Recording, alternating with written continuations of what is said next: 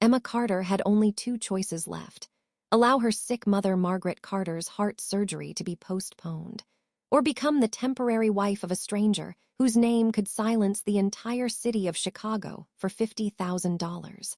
The hospital billing officer closed Margaret's file and looked at Emma. "Ms. Carter, if we do not receive a $28,000 deposit by Friday, the surgical team will postpone the procedure." Emma stared through the glass wall at her mother. Margaret lay in a hospital bed with an oxygen tube beneath her nose. Every weak heartbeat moving across the monitor reminded Emma that time was almost gone. Margaret was not only Emma's mother. Margaret was the woman who had kept Emma's childhood home from falling apart. Emma's father, Daniel Brooks, had not always been a cruel man. Daniel had worked construction and had genuinely loved his family. After a workplace injury cost Daniel his job, the bills began piling up. Desperate to replace the lost income, Daniel started gambling, believing one large win could save the family. Instead, Daniel lost every dollar the family had saved. When Margaret discovered the truth, Daniel could not face his failure. Daniel left the house after promising to return once Daniel found a way to replace the money, but shame and cowardice kept Daniel from ever coming back. Margaret worked 2 jobs to raise Emma and taught Emma that some people did not leave because they lacked love. Some people left because they were too weak to carry responsibility. Years later, Emma married Michael Carter. Michael was a public school science teacher. Michael never had much money, but Michael always came home after every difficult day. Every Friday, Michael brought Emma inexpensive yellow flowers from the grocery store. Every morning, Michael placed a small handwritten note inside Sophie's lunchbox. Sophie Carter, Emma and Michael's 6-year-old daughter, had been only 3 when Michael died in a road accident while driving home from school. Michael had not chosen to leave Emma and Sophie. Life had taken Michael away before Michael could return home. After Michael's death, Emma had to carry the rent, childcare, Margaret's medical expenses, and Sophie's emotional needs alone. Now Sophie slept across 2 plastic chairs in the hospital waiting area. Sophie's head rested on Emma's old coat, and clear tape held together the torn sole of one worn shoe. Emma's phone vibrated. A message from the landlord appeared on the screen. "If the overdue rent is not received by 10 tomorrow morning, management will change the apartment locks. No further warning will be issued." Emma quickly turned the phone face down, but Sophie had already opened her eyes. "Mommy, are the apartment people going to make us leave?" Emma sat beside Sophie and brushed Sophie's hair away from her face. "No, sweetheart. Mommy is going to fix everything." The answer came too quickly. Sophie studied Emma with the serious expression children wore when children understood that adults were hiding the truth. "Are you sure?" Emma forced a smile. "Mommy promises." The promise sounded brave, but Emma had no plan. The bakery had reduced Emma's morning hours. Emma's paycheck from the alterations department barely covered groceries. The late-night bookkeeping assignments Emma completed after Sophie fell asleep had not paid Emma in 3 weeks. Emma worked constantly, but every month Emma's life cost more than Emma could earn. A few minutes earlier, Emma had called her closest friend, Mia Bennett. Mia was not Emma's sister. Mia had been Emma's best friend since school and had remained beside Emma through every breakup, every hospital visit, Michael's death, and Sophie's hardest nights. Mia now worked for a digital marketing agency and managed private recruitment campaigns. Emma had told Mia, "I need any legal temporary job that pays immediately. I do not care how difficult the work is. I will manage it." Now a message from Mia appeared.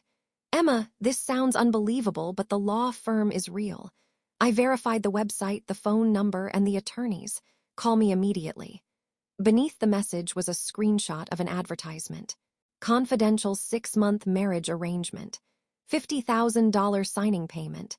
Additional compensation after successful completion. No romantic obligations. Complete discretion required. Emma read the advertisement once with disbelief, a second time with fear, and a third time while seeing only the words $50,000. Emma called Mia. "Are you seriously suggesting that I become a stranger's wife?" Mia answered immediately. "I am not telling you to marry anyone. I am only telling you to attend the interview. A temporary marriage is still a marriage. I know, but the advertisement was posted through my agency's private legal network. Sloan and Price is one of the largest law firms in Chicago. I verified the firm, the office number, and the attorneys. The interview is inside a public office building. I will come with you and wait in the lobby. Emma looked at Margaret's weak heartbeat blinking on the monitor and then at Sophie's taped shoe. Why would any man pay that much for a temporary wife? I do not know. Emma lowered her voice. What if the man is dangerous? Mia remained silent for several seconds. If anything feels wrong, we leave immediately. But if you do not even attend the interview, what happens to Margaret after Friday? Emma had no answer. That same night, on the other side of Chicago, Nathaniel Cross stood beside his dying grandfather's bed inside the Cross family's old stone mansion. Arthur Cross had once been the most feared patriarch in Chicago's criminal underworld. Age and illness had weakened Arthur's body, but the authority in Arthur's eyes could still silence an entire room. Nathaniel Cross was Arthur's only grandson and the acting boss of the Cross family. Nathaniel was 38 years old. Politicians, businessmen, and rival families chose every word carefully around Nathaniel. The cold control in Nathaniel's gray eyes made most people lower their voices without being asked. People across Chicago said Nathaniel hated women. The truth was more complicated. Nathaniel did not hate women. Nathaniel feared the vulnerability created by allowing anyone into Nathaniel's heart. Nathaniel's mother, Alina Cross, had died from heart disease when Nathaniel was 10 years old. Alina had been gentle and warm. Alina played music throughout the mansion, cooked breakfast in the kitchen herself, and saved the chair beside Alina for Nathaniel at every family dinner. After Alina's death, Nathaniel's father Dominic Cross treated grief like weakness. Dominic removed Alina's photographs from the mansion, stopped the music, and told Nathaniel, "A leader of the Cross family never lets anyone get close enough for loss to weaken the entire family." Nathaniel learned to treat attachment as risk. Nathaniel had watched people enter relationships for money, protection, influence, and the Cross surname. Nathaniel decided no one would ever come close enough to take away Nathaniel's control. Arthur looked at Nathaniel from the bed. "Arthur does not have much time left." Nathaniel answered immediately. "The doctors have not given a final timeline." Arthur gave a faint laugh. Nathaniel uses doctors' words like contracts. Nathaniel placed Arthur's medicine on the table. Arthur caught Nathaniel's hand. "Arthur has one final wish." Nathaniel's expression hardened. "Nathaniel will arrange whatever Arthur needs." Arthur said, "Arthur wants Nathaniel to marry." Nathaniel pulled Nathaniel's hand away. "No." Arthur closed Arthur's eyes and took a slow breath. "Nathaniel has not heard the full request. Nathaniel does not need to hear the full request." Arthur said, "Arthur is not making marriage a condition for the throne. Arthur is not testing Nathaniel's property or power. Arthur only wants to see someone inside Nathaniel's home who is not afraid of Nathaniel. Someone who tells Nathaniel when Nathaniel has skipped dinner. Someone who waits for Nathaniel to return." Nathaniel answered coldly, "Nathaniel does not need a wife." Arthur replied, "Nathaniel needs a wife most because Nathaniel answers that quickly." Nathaniel turned toward the dark window. Arthur opened the bedside drawer and removed an old silver pocket watch. Arthur's father had once given the watch to Arthur. Arthur placed the watch in Nathaniel's palm. Consider this Arthur's final keepsake. Arthur is not ordering Nathaniel to love anyone. Arthur is asking Nathaniel to let someone walk through the door. Nathaniel closed Nathaniel's hand around the watch. If Nathaniel marries, the marriage will happen under Nathaniel's conditions. Arthur smiled faintly. Arthur expected Nathaniel to say exactly that. Nathaniel decided to fulfill Arthur's wish that night, but Nathaniel was not willing to risk a real marriage. Nathaniel ordered Sloan and Price to create a confidential 6-month marriage advertisement. Nathaniel's plan was simple: a legal wife, separate bedrooms, a believable marriage in front of Arthur, a clean separation after 6 months. No love, no permanent attachment. The following morning, Mia accompanied Emma into the lobby of Cross Tower. Emma wore Mia's borrowed black dress. The dress hung slightly loose around Emma's waist, so Emma repaired the side seam with a safety pin in front of the elevator mirror. Emma's handbag contained the eviction notice, Margaret's treatment estimate, and Sophie's school photograph. Mia held Emma's hand. "Read every page. Keep your phone on. If I do not receive a message within 1 hour, I am sending security upstairs." Emma gave Mia a nervous smile.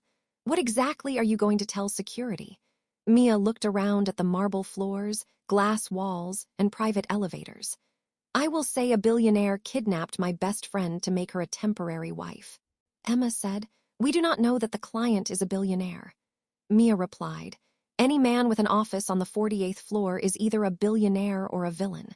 We can discover the difference later." Emma was about to enter the elevator when the hospital called. Emma stepped aside and answered quietly, "Please hold the surgery slot until Friday. I am arranging the deposit. My mother does not have time to wait." Emma's voice broke. "I promise the money will be there." Emma did not know that Nathaniel was walking through the private glass corridor on the other side of the lobby. Nathaniel heard every word. Nathaniel's gaze fell on the hospital estimate in Emma's hand. For one painful moment, Nathaniel remembered Alina's hospital room. Nathaniel remembered the closed door on the other side of which Alina's life had ended. Nathaniel remembered that all the power in Chicago could not have given Nathaniel one more day with Alina.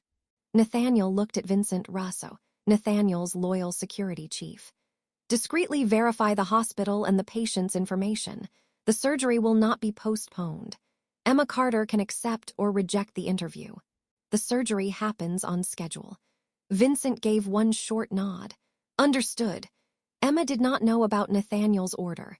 The receptionist escorted Emma into a bright conference room where 10 other women waited. Every candidate looked polished, confident, and glamorous.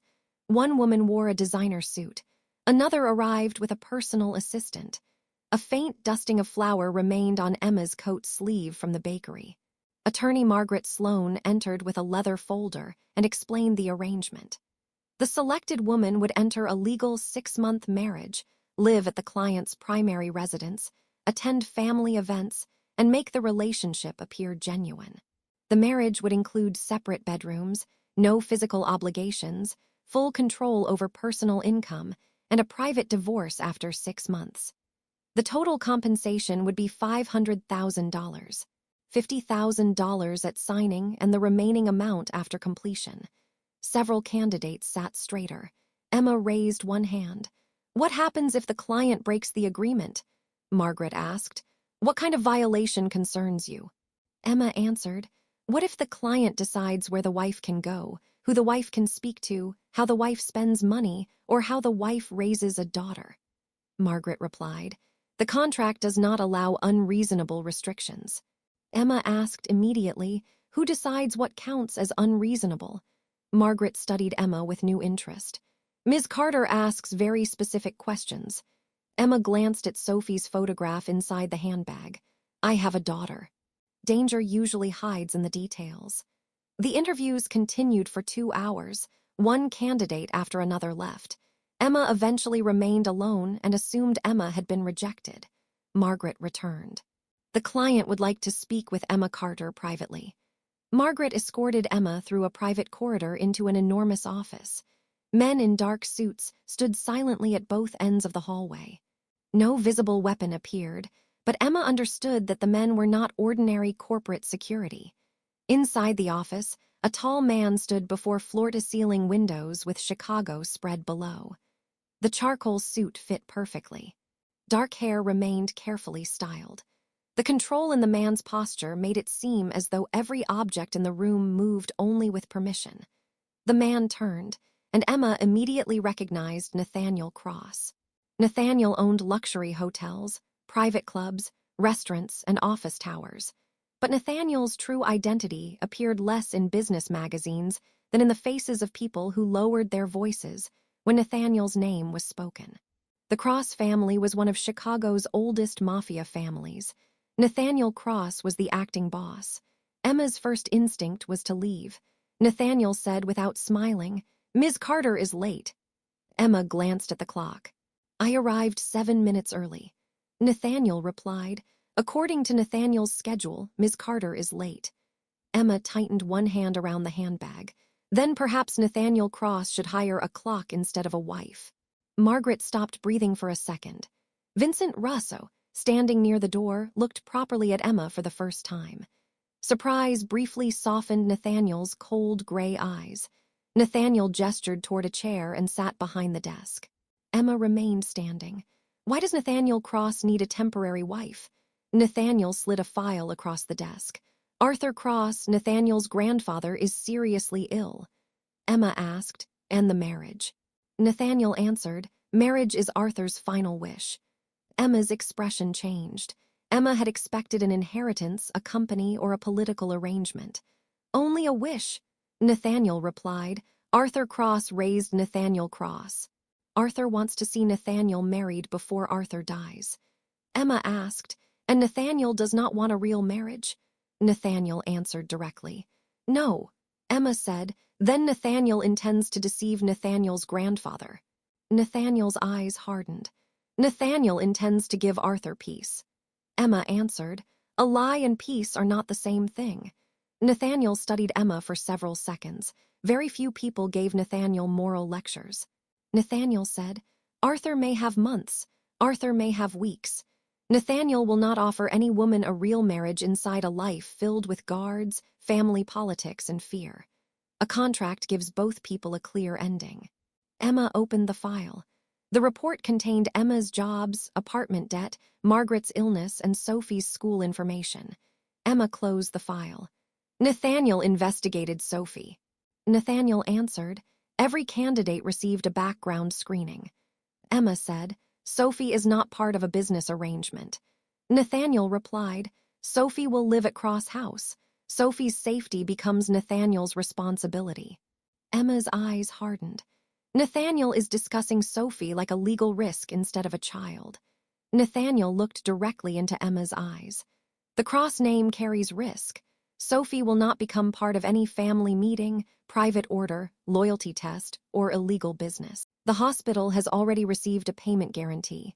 Margaret Carter's surgery will happen on Friday as scheduled. Shock emptied Emma's expression. Emma has not signed the contract. Nathaniel replied, the payment is not part of the contract. Emma asked, why would Nathaniel pay $28,000 for a stranger? Nathaniel's gaze moved briefly toward Arthur's silver watch on the desk. Nathaniel spoke more quietly. Nathaniel's mother died from a heart condition. Nathaniel never received a proper goodbye. Emma's answer will not decide whether Margaret receives treatment. Tears filled Emma's eyes, but Emma refused to let the tears fall. Emma does not accept charity. Nathaniel said, do not call the payment charity. Emma asked, then what should Emma call it? Nathaniel replied, a decision Nathaniel could never make for Nathaniel's own mother. Emma's voice softened. And if Emma rejects the contract? Nathaniel answered without hesitation. The surgery still happens. For the first time, Emma saw an injured son beneath Nathaniel's Mafia name.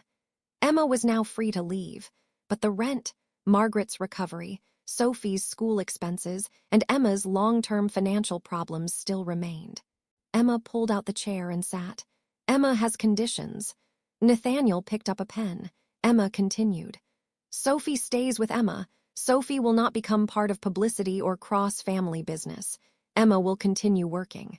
Nathaniel will not interfere with Emma's job, friends, daughter, or money without permission. Separate bedrooms remain separate unless both people choose otherwise. In private, Nathaniel will not speak to Emma like an employee or a possession. Nathaniel asked, how should Nathaniel speak to Emma? Emma answered, as an equal. Nathaniel's pen stopped. After several seconds, Nathaniel added the condition. Emma said, one more condition. If the Cross family insults Emma, Emma will not stay silent to protect Nathaniel's image. Nathaniel answered immediately. If the Cross family insults Emma, the Cross family will answer to Nathaniel. Before signing, Emma video called Mia. Mia reviewed every page and said, Emma, if Nathaniel Cross hurts Emma, Emma tells Mia. Nathaniel heard the warning from across the room. Is Mia Bennett threatening Nathaniel? Emma ended the call. Mia threatens every man with a private elevator and 4 bodyguards. Vincent lowered Vincent's eyes to hide a smile. Nathaniel placed the completed contract before Emma. The $50,000 signing payment will reach Emma's account within 2 hours. Emma looked at the signature line. When is the wedding? Nathaniel answered, 3 days from today. Emma asked, does Nathaniel hate romance? Nathaniel replied, Nathaniel hates complications. Emma said, that was not an answer. Nathaniel answered, that is the answer. 3 days later, Emma Carter became Emma Cross during a quiet courthouse ceremony. Sophie wore a yellow dress and carried daisies. Black cars and Cross family security waited outside. The judge asked whether Emma and Nathaniel willingly entered the legal marriage. Nathaniel answered with quiet seriousness. Yes. Emma looked at Sophie and answered softly. Yes. After the ceremony, Sophie raised one hand. Do temporary marriages have temporary cake? The judge laughed. Nathaniel did not, but a white cake decorated with yellow flowers waited at Cross House when the family arrived. Emma looked at Nathaniel. Did Nathaniel order the cake? Nathaniel answered. Sophie requested cake. Emma said Nathaniel could have refused. Nathaniel watched Sophie eat frosting from one finger. Nathaniel could have refused. Cross House stood behind tall iron gates beside Lake Michigan. Guards watched the entrance. Black cars lined the driveway. Portraits of old Cross family leaders covered the walls. 14 bedrooms, a private library, an indoor pool, a council room, and endless marble made the mansion feel more like a fortress than a home. Sophie entered the front hall and looked at the chandelier. Do princesses live here? Nathaniel removed Nathaniel's coat. No. Emma looked at Nathaniel. That answer was obvious. Nathaniel gave Emma a cold look. Emma smiled. Vincent carried Sophie's suitcase. Sophie studied Vincent's black suit. Does Vincent always look like Vincent is going to a funeral? Vincent remained silent for several seconds. The suit is a uniform. Sophie answered, the uniform is boring. Vincent replied with a perfectly serious expression. Vincent will wear a gray tie tomorrow. The first week felt uncomfortable. Nathaniel left before sunrise for the office or private family meetings and returned after Sophie went to sleep. Nathaniel ate dinner inside the office, treated the staff politely but distantly, and filled the mansion with the same silence Emma associated with hospital waiting rooms. During the second week, music began playing in the kitchen every morning. Sophie's drawings appeared on the refrigerator. Emma replaced formal floral arrangements with simple fresh flowers. Crayons, Sophie's books, and Emma's bookkeeping papers appeared on the long dining table. One Tuesday, Nathaniel entered the dining room and found Emma and Sophie eating spaghetti. A third plate waited on the table. Nathaniel said, Nathaniel usually eats inside the office. Emma answered, Emma knows. Then why is there a third plate? Because Nathaniel lives here. Nathaniel has work. Emma also has work. Sit down. Nathaniel stared at Emma. No employee spoke to Nathaniel that way. Sophie lifted a piece of garlic bread. Nathaniel, the bread tastes really good. Nathaniel sat. During the first dinner, Nathaniel stayed for 12 minutes. During the next dinner, Nathaniel stayed for 20. By the end of the month, Nathaniel reached the dining room before the food arrived. Emma never mentioned the change. Emma feared that naming the routine might send Nathaniel back into the office. Nathaniel's stepmother, Celeste Cross, arranged the first major family dinner.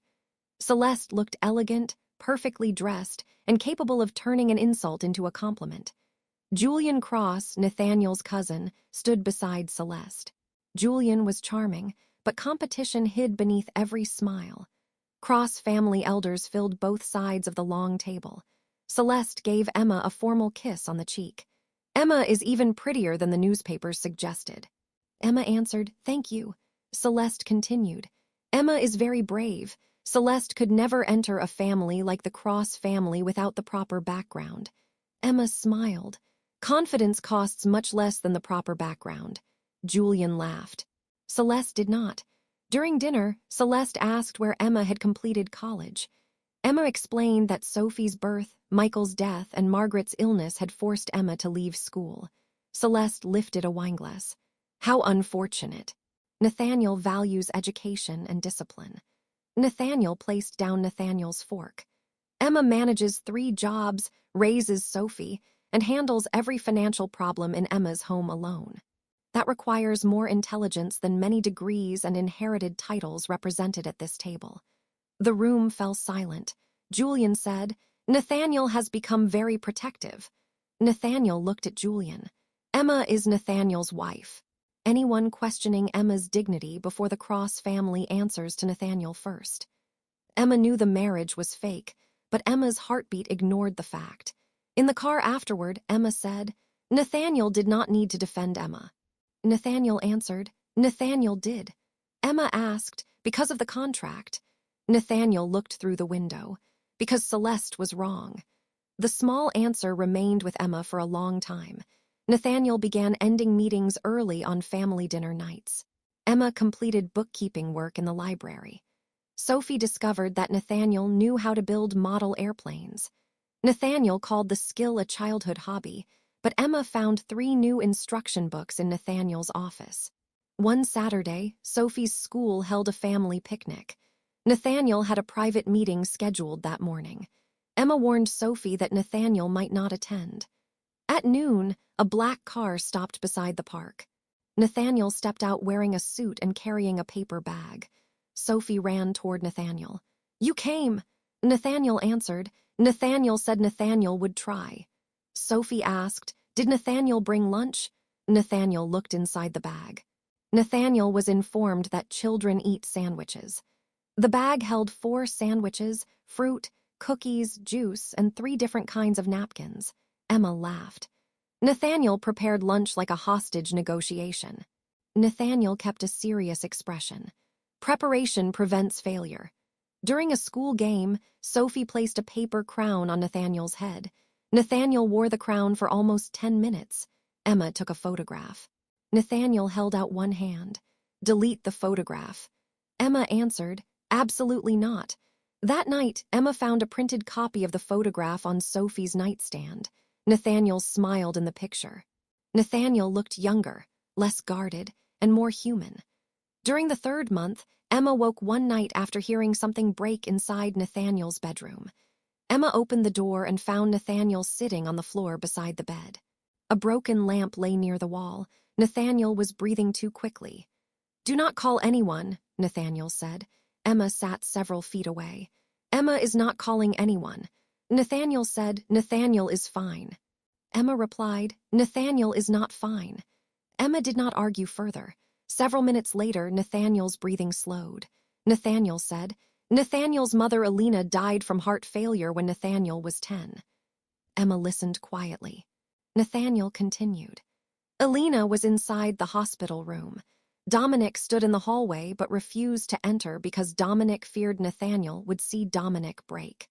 After Alina died, Dominic removed the music, photographs, and every reminder of Alina from the mansion. Emma said softly, "Emma is sorry." Nathaniel looked at Nathaniel's hands. Nathaniel learned that the loss of the person Nathaniel loved most could take away every form of control. Emma asked, "What happens inside the dream?" Nathaniel answered, "Nathaniel stands in the hospital hallway. The door is locked. Alina calls Nathaniel, but Nathaniel cannot open the door." Emma moved beside Nathaniel but did not touch Nathaniel. Nathaniel is not alone in the hallway anymore. Nathaniel looked at Emma. Emma stayed until sunrise. Margaret's surgery succeeded 3 days later.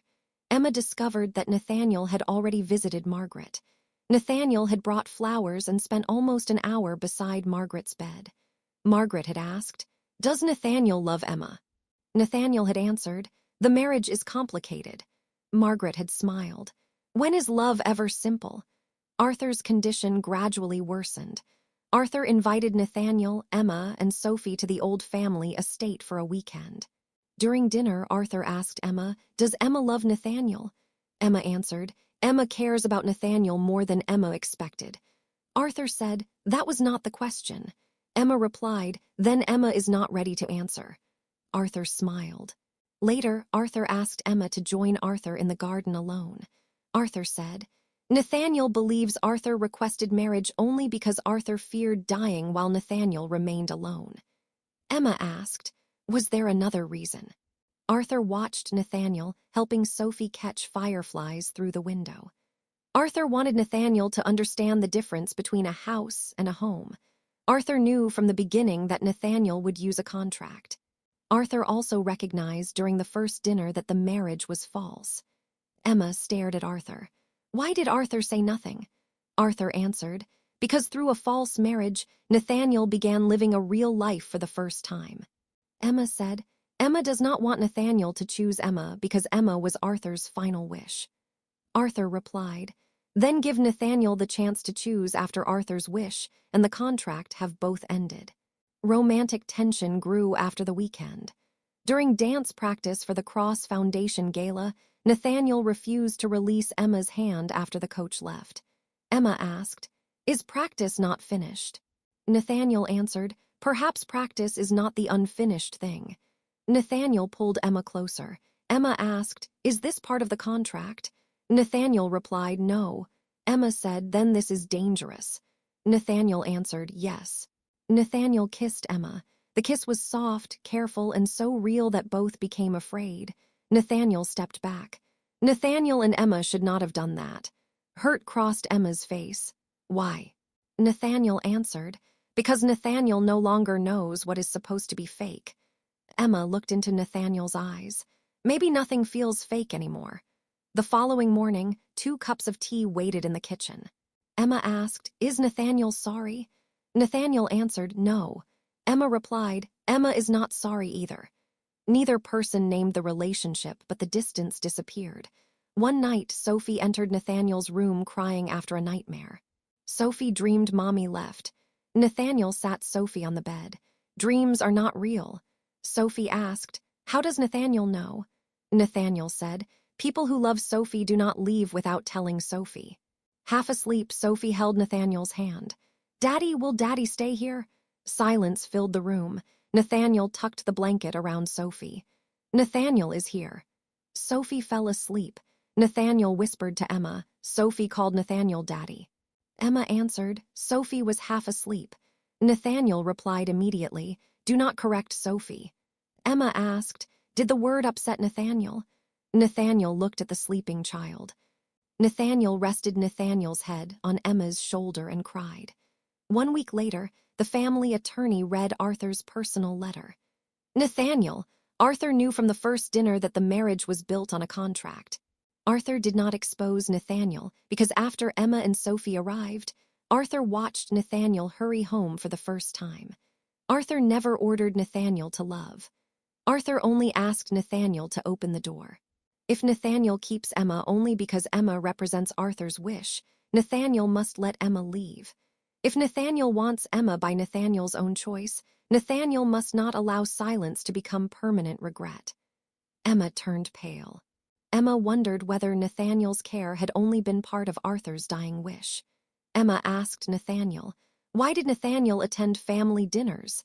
Why did Nathaniel go to Sophie's school? Why did Nathaniel pay for Margaret's surgery? Was everything for Arthur? Nathaniel answered, no. Emma asked, then why has Nathaniel never said what Nathaniel feels? Nathaniel could not answer. Tears filled Emma's eyes. Nathaniel's actions give Emma hope. Nathaniel's silence takes the hope away. During the final 10 days, Emma and Nathaniel became polite strangers.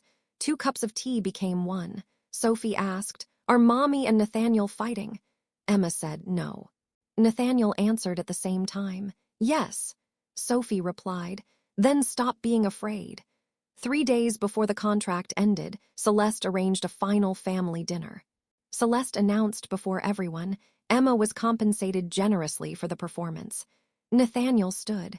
Enough! Celeste answered. Celeste is only speaking the truth. Nathaniel's voice turned cold. Celeste is humiliating Nathaniel's wife. Celeste said, temporary wife. Nathaniel replied, the contract is not the reason Emma deserves respect. Anyone calling Emma a paid woman before the Cross family challenges Nathaniel's authority. Nathaniel took Emma's hand and left. Inside the car, Emma said, Nathaniel called Emma Nathaniel's wife. Nathaniel answered, Emma is Nathaniel's wife. Emma replied, for 3 more days. Nathaniel wanted to explain that the mansion felt like a fortress without Emma. Nathaniel wanted to explain that Emma and Sophie had become Nathaniel's reason instead of Nathaniel's weakness. Nathaniel remained silent. On the final day, Emma packed her clothes, left the expensive gowns and jewelry behind, and placed the final compensation check on Nathaniel's desk. Mia arranged a temporary apartment. Mrs. Bell cried. Vincent gave Sophie a small gray teddy bear. Nathaniel returned shortly before midnight and found Emma waiting with a suitcase. Emma removed the wedding ring and placed the ring on the desk. The contract is complete. Nathaniel said, Emma does not have to leave. Emma replied, that is exactly why Emma has to leave. If Emma stays after the deadline, Emma will never know whether Nathaniel stopped Emma or Emma became too afraid to go. Sophie entered wearing pink pajamas. Sophie looked at the suitcase and the ring. Mommy, does this mean Nathaniel is not Sophie's daddy anymore? Emma's face crumpled. Sophie looked at Nathaniel. Nathaniel said people who love Sophie do not leave. The grandfather clock began striking midnight. Nathaniel knelt in front of Sophie. Nathaniel is not leaving Sophie. Sophie said, but Mommy and Sophie are leaving. Nathaniel looked at Emma. Cross-family orders were clear. Contracts were clear. Fear was clear. Love only asked for a choice. Nathaniel stood. Emma, do not go. The final midnight strike sounded. The contract ended. Nathaniel picked up the ring but did not offer the ring to Emma. Nathaniel hired Emma because Arthur wanted Nathaniel married. Nathaniel believed Emma would leave after 6 months, and Cross House would become what Cross House had always been. Then Sophie placed drawings on the refrigerator. Sophie placed a paper crown on Nathaniel's head. Emma brought laughter into Nathaniel's dining room. Emma taught Nathaniel to sit at Nathaniel's own table. Tears filled Emma's eyes. Nathaniel continued. Emma sat beside Nathaniel during a nightmare. Emma heard the truth about Alina and never treated Nathaniel as weak. Emma taught Nathaniel the difference between help and control. Emma saw a man beneath Nathaniel's Mafia name. Nathaniel stepped closer. Nathaniel does not love Emma because of Arthur's wish. Nathaniel fell in love with Emma long before the contract ended. Emma's grip loosened around the suitcase handle. Nathaniel said, Nathaniel fell in love with Emma when Emma told Nathaniel to hire a clock instead of a wife. Nathaniel fell in love with Emma when Emma asked for Sophie's safety instead of luxury. Nathaniel fell in love with Emma when Emma thanked Margaret's nurse before asking about the surgery. Nathaniel fell in love with Sophie when Sophie placed the paper crown on Nathaniel's head and trusted Nathaniel not to leave. Nathaniel looked at Emma. Nathaniel does not want a temporary wife. Nathaniel wants the woman who tells Nathaniel when Nathaniel is wrong and waits, while Nathaniel learns how to become better. The Mafia throne belonged to Nathaniel before Emma arrived. Without Emma and Sophie, power is only an empty chair. Emma asked softly, why did Nathaniel never say this before? Nathaniel answered. Nathaniel feared that saying the truth would give Emma the power to hurt Nathaniel. Emma asked, and now? Nathaniel said, now Nathaniel knows Emma already has that power. Love means Nathaniel trusts Emma not to misuse that power. Emma asked, what happens when Nathaniel becomes afraid again? Nathaniel answered, Nathaniel tells Emma. What happens when Nathaniel controls Emma in the name of protection? Emma reminds Nathaniel that protection asks first. What happens when Emma and Nathaniel fight? Nathaniel comes home for dinner anyway. Sophie pulled Emma's sleeve. Mommy, Nathaniel learned the answers. Emma placed the suitcase on the floor. Emma does not want to remain Nathaniel's fake wife. Nathaniel answered, Nathaniel knows. Emma said, Emma wants a choice. Nathaniel opened Nathaniel's palm. The ring rested there. Then choose. Emma picked up the ring but did not place the ring on Emma's finger. Emma closed Nathaniel's fingers around the ring. If Nathaniel wants another marriage, Nathaniel must ask properly. Relief crossed Nathaniel's face. Tomorrow, Emma said, not tomorrow. Next week. Nathaniel smiled openly. Dinner first. Emma nodded. Dinner first. During the next 6 months, Nathaniel did not use money, guards, or Mafia power to impress Emma and Sophie. Nathaniel came home for dinner, attended Sophie's school events, asked before visiting Margaret, and did not interfere with Emma's career. Emma completed a bookkeeping certification and opened a small financial services business. Mia often asked, "Is training a mafia boss difficult?" Emma answered, "Nathaniel is a slow learner, but Nathaniel does the homework." 6 months later, Nathaniel took Emma to Arthur's lakeside estate. Margaret, Sophie, Mia, Vincent, and several trusted staff members waited beside yellow flowers and a simple cake. Nathaniel lowered onto one knee near the lake.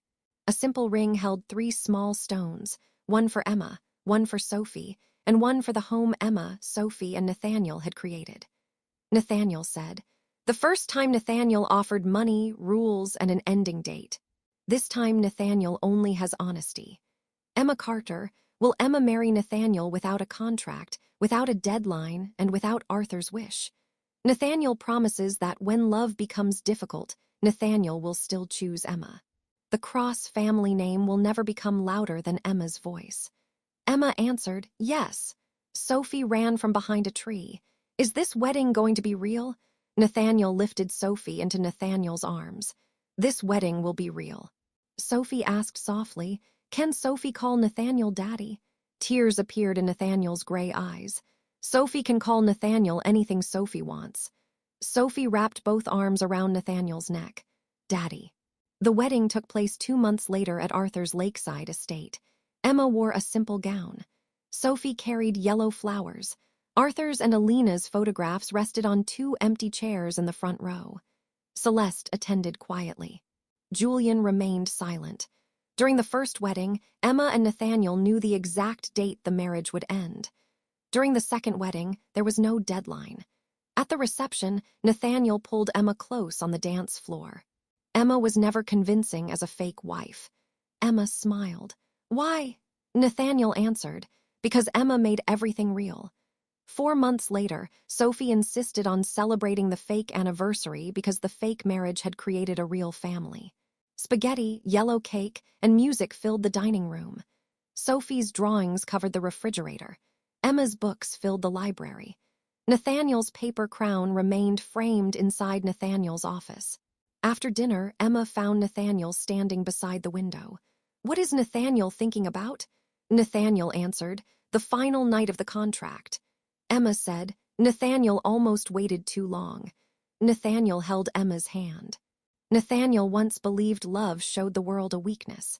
Nathaniel now knows love gives Nathaniel a reason to use power correctly. Sophie called from the dining room, "If Mommy and Daddy do not come back soon, Sophie will eat all the cake." Emma laughed. Nathaniel kissed Emma's forehead.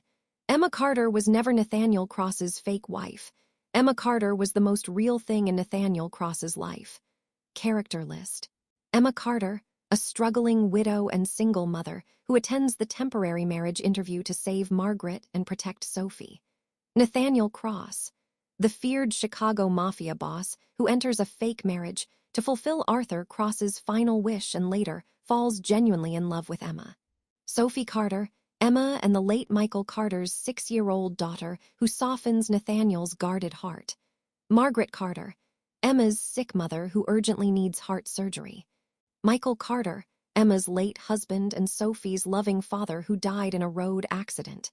Mia Bennett, Emma's best friend and digital marketing employee who finds and verifies the marriage advertisement. Arthur Cross,